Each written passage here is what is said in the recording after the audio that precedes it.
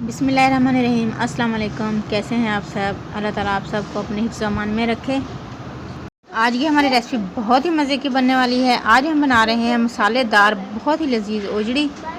इसके लिए हमने तकरीबन 1 किलो ओजड़ी लिया है और उसे हमें बहुत अच्छे तरीके से धो लिया है। ओजड़ी को बहुत अच्छे तरीके से साफ़ करें, जब वो बिल्कुल सफ़ेद हो जाए फिर उसको पकाएं। हमने बहुत अच्छे तरीके से ओजड़ी को साफ़ कर लिया है। उसके बाद हम इस ओजड़ी को कढ़ाई में ऐड कर लेंगे और इसमें तकरीबन 1 बड़ी प्याज रफली कट करके ऐड कर देंगे और साथ ही हम इसमें 1 गुटी लहसुन छील के वो ऐड कर देंगे और 1 टेबल स्पून भर के हम इसमें नमक ऐड करेंगे और तकरीबन 2 गिलास पानी ऐड करके हम इसको पकने के लिए छोड़ देंगे। पानी हम इसमें इतना ऐड करेंगे कि ओजड़ी जो है अच्छे तरीके से गल जाए। हम इसमें तकरीबन 2 गिलास पानी ऐड किया और अब इसको कवर करके छोड़ देंगे तकरीबन 20 से 25 मिनट के लिए। तकरीबन 30 मिनट हो चुके इसको पकते हुए। इसमें हल्का सा पानी बाकी है और ओजड़ी जो है अच्छे तरीके से गल भी गई है।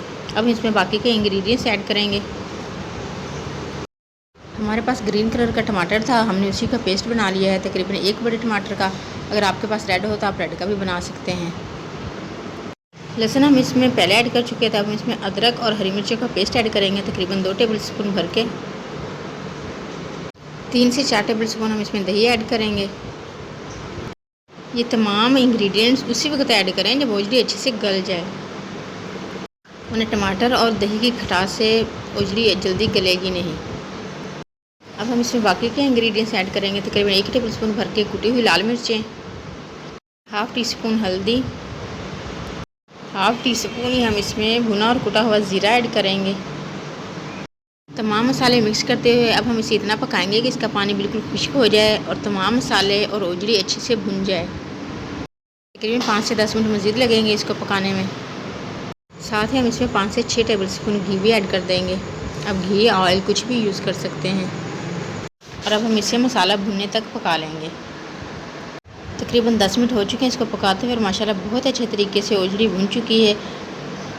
अब हम इसमें 1 गिलास मज़ीद पानी ऐड करेंगे और इसे कवर करके छोड़ देंगे तकरीबन 15 से 20 मिनट दम वाली फ्लेम पर, ताकि इसमें हल्की सी ग्रेवी बन जाए।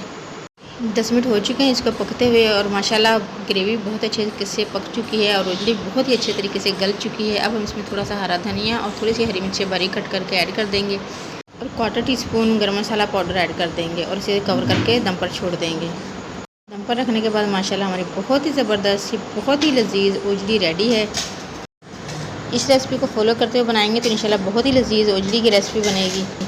ट्राई ज़रूर करें और वीडियो अच्छी लगे तो इसे लाइक करें और शेयर करें और काइंडली हमारे चैनल को सब्सक्राइब करें। ऑल बेल नोटिफिकेशन ज़रूर प्रेस किया करें ताकि आने वाली कोई भी यम्मी और डिलीशियस वीडियो आपसे मिस ना हो। अपना और अपने आसपास के लोगों का ख्याल रखें, सबको दुआओं में याद रखें, सबकी दुआओं में शामिल रहें, अपना ढेर सारा ख्याल रखें। नेक्स्ट वीडियो तक के लिए अल्लाह हाफिज़।